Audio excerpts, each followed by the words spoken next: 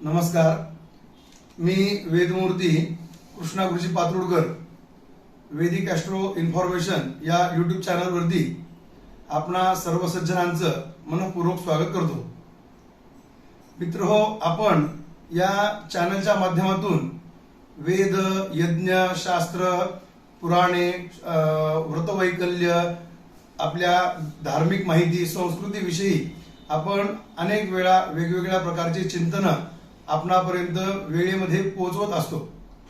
तसेच आज आपण या ठिकाणी एक थोडं वेगळ्या पद्धतीचं चिंतन आपण पाहणार आहोत। तर मी अयोध्या धाम या ठिकाणी इथे एका यज्ञासाठी आलेलो आहे। तर या यज्ञाच्या दरम्यान मला एक येथे वेदमूर्ती भेटलेले आहेत, त्यांची आणि माझी ओळख झाली। तर त्यांच्याकडनं आपण आज एका यजुर्वेदाची मैत्रायणी नावाची एक शाखा आहे, जी की अत्यंत दुर्लभ आहे आणि या मैत्रायणी शाखेचे आपल्या भारत देशामध्ये अगदी हाताच्या बोटावर मोजता येतील इतकेच विद्वान पुरोहित लोक उपलब्ध आहेत। त्यापैकी हे एक गुरुजी आहेत। तर हे आज आपणा सोबत आहेत। आपण त्यांना आपल्या या मैत्रायणी शाखेविषयीची माहिती व आपल्या मनात असणारे काही प्रश्न आपण विचारणार आहोत।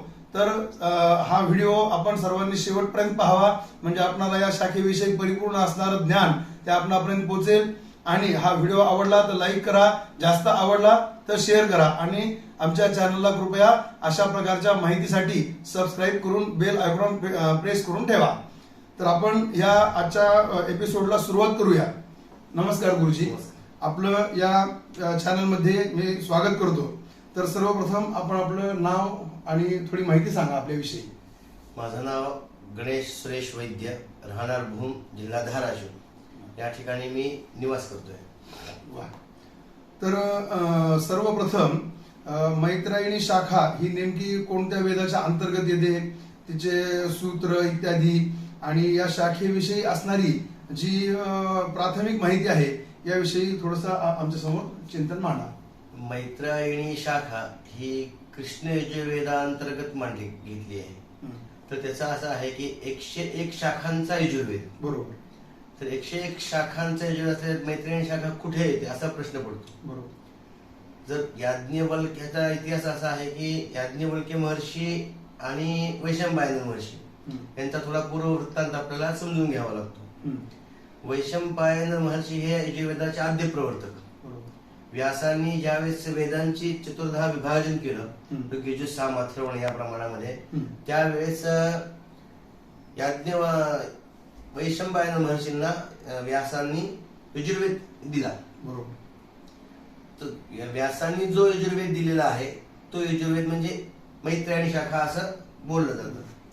त्याचं वैशिष्ट्य असं आहे की ह्या शाखेमध्ये मंत्र आणि ब्राह्मण हे वेगवेगळे आहेत। म्हणजे जो मंत्र झाला, म्हणजे अनुवाक झाला आपल्या मंत्रांचा, की लगेच त्या मंत्रांचं ब्राह्मण सांगितलं जातं। म्हणजे ब्राह्मण म्हणजे त्या मंत्राचा विनियोग काय करायचा, कसा केला जातो असा त्या ठिकाणी। अन्य शाखांमध्ये आपण जर पाहिलं तर आता शुक्ल यजुर्वेदामध्ये पाहिलं आपण तर मंत्र भाग हा वेगळाच आहे आणि ब्राह्मण भाग हा पूर्ण वेगळा आहे।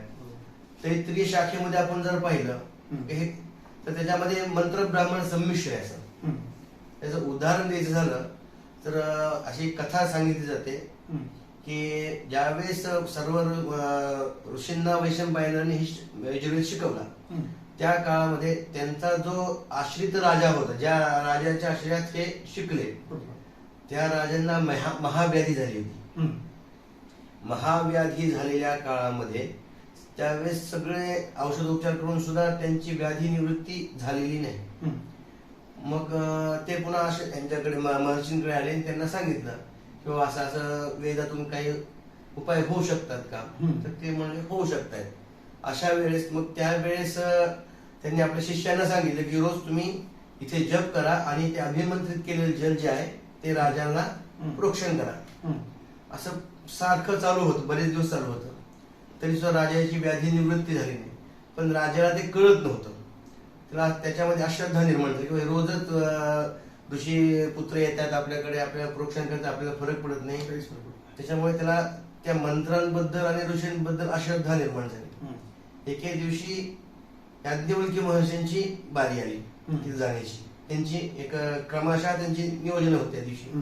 ते याज्ञवल्क्य महर्षी ज्या दिवशी जाणार होते त्या दिवशी त्या राजाने आलेत, रोजचेच ऋषी येतात, आपल्याला प्रोक्षण करतायत, काय फरक पडत नाही म्हणून त्यांच्याकडे दुर्लक्ष केलं. त्याचा याज्ञवल्क्यांना खूप मोठा राग आला.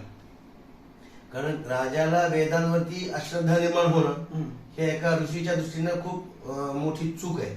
राजाने असं वागणं वेदांबद्दल. म्हणून त्यांचं कर्तव्य काय होतं, गुरुनी आज्ञा दिली होती राजावर प्रोक्षण करा. राजाची अश्रद्धा असल्यामुळे त्यांनी काय केलं की जे राजा कशामुळे निर्माण मानला जातो की जो त्याचं आसन आहे त्या आसनावर जो अधिष्ठित होतो तो राजा. म्हणून त्यांनी काय केलं की ते अभिमंत्री आणलेलं जल जे होतं ते त्या आसनावरती प्रोक्षण केलं. तर तिथे ते प्रोक्षण करून निघून गेले. कालांतराने असं व्हायला लागले काही वेळानंतर की ज्या वृक्षाचं ते आसन बनलं होतं तिथं त्या म्हणजे सुकलेल्या काष्ठाला सुद्धा पालवी फुटली.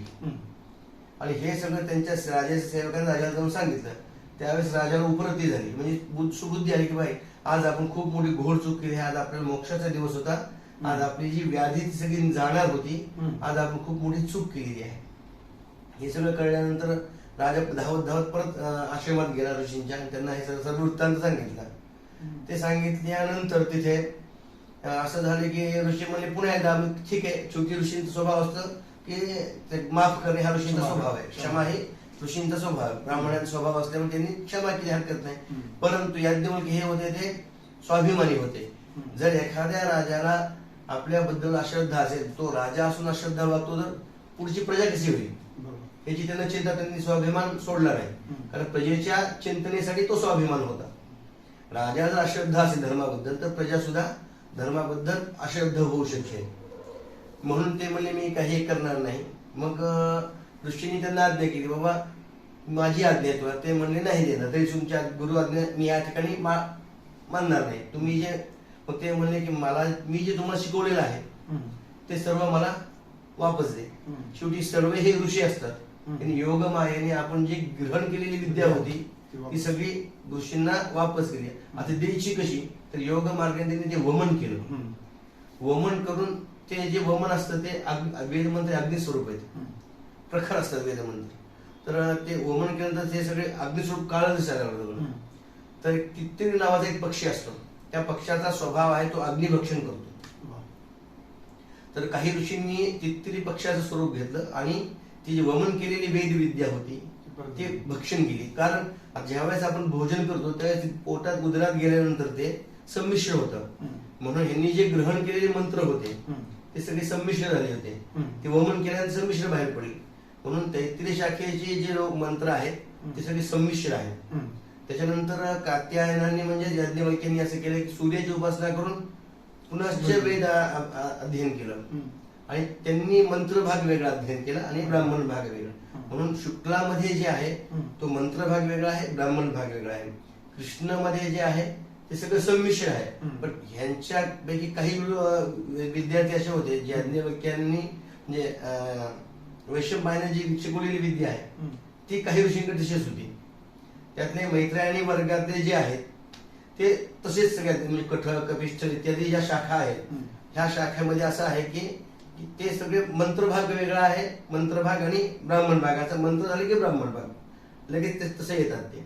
म्हणून मैत्रायणी शाखेची जी ख्याती आहे की ते मंत्र ब्राह्मण असं लगेच सांगितलं जातं.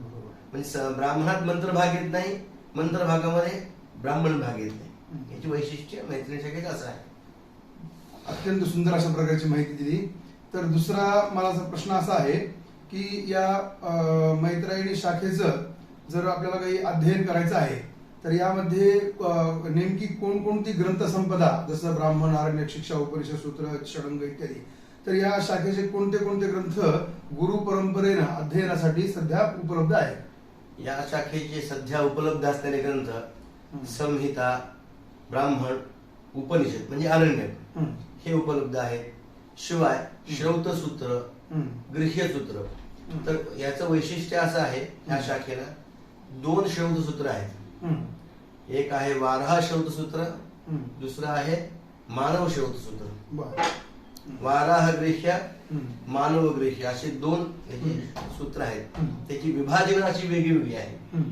की 12 सूत्रे लोकांची व्यवस्था कुठं आहे, कुठे राहतात ते मानव सूत्रांची लोकांची व्यवस्था कुठे राहतात. पूर्वी कसं आहे ते वृत्तांत असा आहे, पूर्वीच्या काळामध्ये हम्म. मनुष्य वस्ती ही नदी तीरावर आहे. हम्म. नदी तीरावर नदीवरती अवलंबून राहते. बरोबर. तर आपण पाहतो की काही ग्रंथामध्ये असं एक सरस्वतीच्या काठी हे ब्राह्मण राहत होते. बरोबर. ह्या वेदवासियांची व्यवस्था अमुक नदी तीरावर होती. हम्म. तशी ह्या मानव सूत्रांची आणि 12 सूत्रांची व्यवस्था ही गोदा तीरी आणि नर्मदा तीरी आहे. अरे वा. बर. गोदा तीरी राहणारे जे मानव मैत्रिणी शाखेचे अध्येते आहेत हम्म. ते आहेत मानव सूत्री. हम्म. नर्मदा तीरी राहणारे जे मैत्रिणी शाखेचे अध्येते आहेत ते आहे 12 सूत्री. आपण आता उल्लेख केला की गोदावरी नदीच्या काठावर या शाखेच्या पंडितांचं बाहुल्य होतं, परंतु सध्या आपलं दुर्दैव असं म्हणूयात की आपल्या महाराष्ट्रामध्ये अशा प्रकारची कुठली शाखा आहे किंवा ती आपल्या महाराष्ट्रामध्ये प्रकर्षाने कधी काळी होती याविषयी सुद्धा आपल्या भागातील लोकांना याची माहिती नाहीये. आणि या अनुषंगानं आपला हा आजचा जो विषय आहे हा अत्यंत उपयुक्त आणि मार्गदर्शक असा ठरणार आहे. तर गुरुजी, याला लागून एक अजून माझा प्रश्न आहे की साधारणपणे वेद म्हटलं तर श्रौत संपादित कर्म आणि स्मृती संपादित कर्म असे श्रौत स्मार्त कर्माचे 2 विभाग पडतात. तर मग या मैत्रिणी शाखेचं जर आता अध्ययन अध्यापन परंपरा आहे तर मग याच्या श्रौत स्मार्त कर्माविषयीची सध्या म्हणजे काय माहिती आपल्याला किंवा उपलब्धता कशी आहे? सध्याच काळामध्ये श्रौत विषयी आपण बोलायचं झालं तर अग्न्याधानापासून ते सोमयज्ञापर्यंत अग्निष्टोमापर्यंत याची सप्तसोम संस्थापर्यंत याची ग्रंथ उपलब्धी आहे. सध्याच काळामध्ये आपण आत्ताच काही वर्षापूर्वी अहिताग्नी नाना काळे यांच्या मार्फत त्यांच्या पाठशाळेमध्ये त्यांच्या समूहाला मानव सूत्रानुसार आज्ञाधान केलं होतं. आज्ञाधान करून त्यांचीच इष्टी वगैरे करत होते ते. वा. आणि याचं स्मार्त प्रयोगाच्या विषयी संबंधात बोलायचं झालं जसं हे ग्रहयज्ञ, वास्तुशांती इत्यादी. स्मार्त म्हणजे काय तर आपण विवाह इत्यादी षोडश कर्म, जात कर्मापासून विवाहापर्यंत हे षोडश संस्कार. शिवाय वास्तुशांती किंवा नक्षत्र शांती, जनन शांती ह्या ज्या आहेत वेगवेगळ्या शांत्या, तर त्याचा सर्व प्रयोग उपलब्ध आहे. वा, छान. तर या शाखेचं अध्ययन करण्याची जी प्रेरणा आहे, कारण मला माझ्या माहितीनुसार आपलं ऋग्वेदाचं पण अध्ययन झालेलं आहे. तर एका वेदाचं अध्ययन करण्यासाठी 12 वर्षापेक्षा अधिक काळ लागतो. तर तो बालपणीचा काळ आपण 12 वर्ष या वृक्षशाखेचं अध्ययन करण्यामध्ये व्यतीत केला व परत आपणाला मैत्रिणी शाखेचं हे अध्ययन करण्याची परंपरा आपणाला कशी मिळाली व तसेच हे आपलं अध्ययन नेमके कोणत्या गुरुजीकडे व कोणत्या पाठशाळेत झालं याविषयी थोडंसं माहिती सांगा. खूप चांगला प्रश्न विचारला आपण. याची माहिती अशी आहे की ज्या पाठशाळेत आमचं ऋग्वेदाचं अध्ययन झालं ते अहिताग्नी नाना काळे यांनी सुरू केलेली योगीराज वेद विज्ञान संस्था, ह्या संस्थेमार्फत या संस्थेमध्ये आमचं ऋग्वेदाचं संपूर्ण अध्ययन झालं. त्यांची एक अशी जिज्ञासा होती नानांची आमच्या की सर्व ज्या आता लुप्तप्राय शाखा होत चाललेल्या आहेत त्या शाखा पुनरुज्जीवित झाल्या पाहिजे. बरोबर. नुसतं त्या पुनरुज्जीवित म्हणजे कसं तर अध्ययन केलं तर पुनरुज्जीवित राहतं का तर नाही. त्यांची अशी खूप मोठे असे सिद्धांत असा होता, जर शाखा जिवंत ठेवायची असेल तर त्याची याज्ञिक प्रक्रिया जिवंत राहणं गरजेचं. बरोबर. याज्ञिक प्रक्रिया म्हणजे नुसतंच स्मार्त कर्म नव्हे तर श्रौत कर्म म्हणजेच याज्ञिक प्रक्रिया. बरोबर. मुख्यतः गृह्य कर्म हे आहेच आहे, परंतु श्रौत कर्म फार महत्वाचं आहे. याची शाखा जर समजायची असेल तर त्या व्यक्तींना श्रौत प्रयोग जाणणं हा खूप महत्वाचा विषय आहे.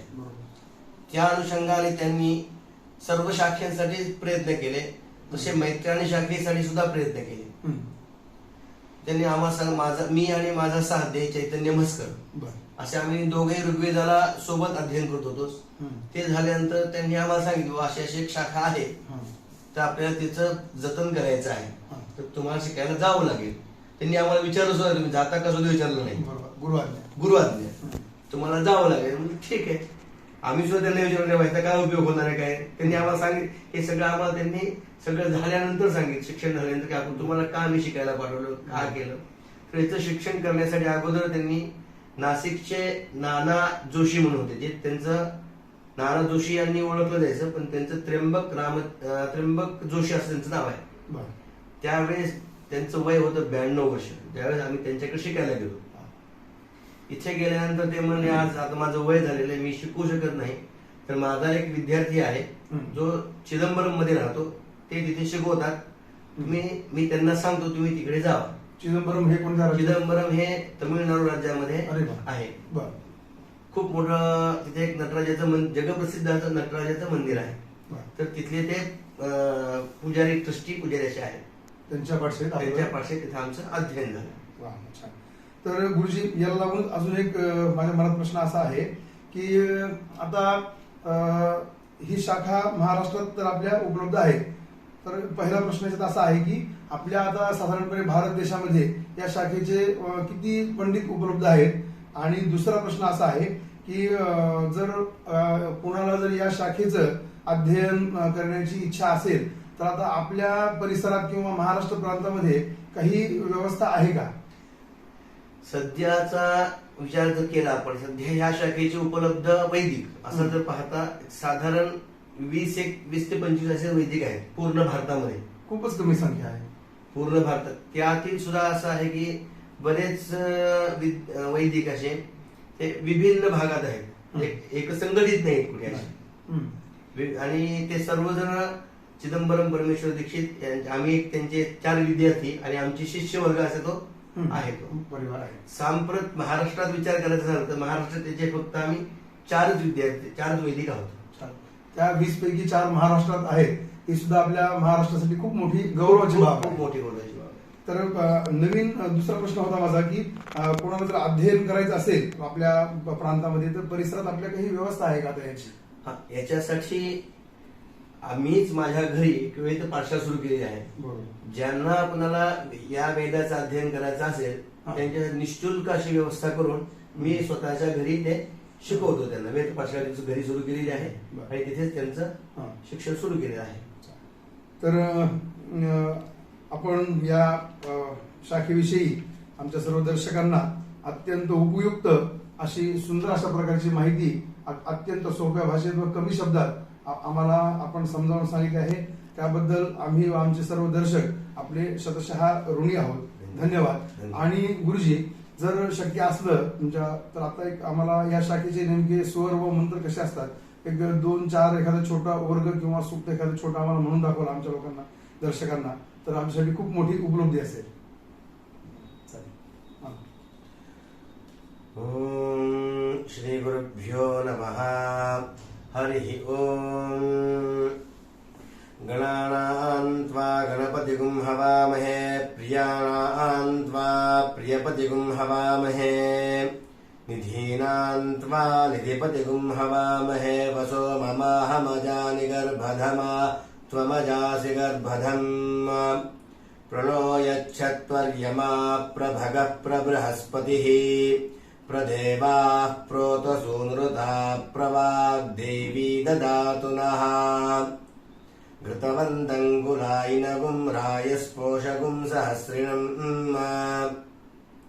वेदो वाजन् ददातु मे. ॐ महागणपतये नमः. श्री सरस्वत्यै नमः. श्री वेदव्यासाय नमः. ॐ इषेत्वा सुभूताय वायवस्थदेवो वस्सविता प्रार्पयतु श्रेष्ठतमाय कर्मणा आप्यायध्वमग्न्या. देवेभ्या इन्द्राय भागं मावस्तेन ईशतमाघशपुंसोऽध्रुवा. अस्मिन् गोपदो स्यात् बह्वीर्यजमानस्य पशून् पाहि.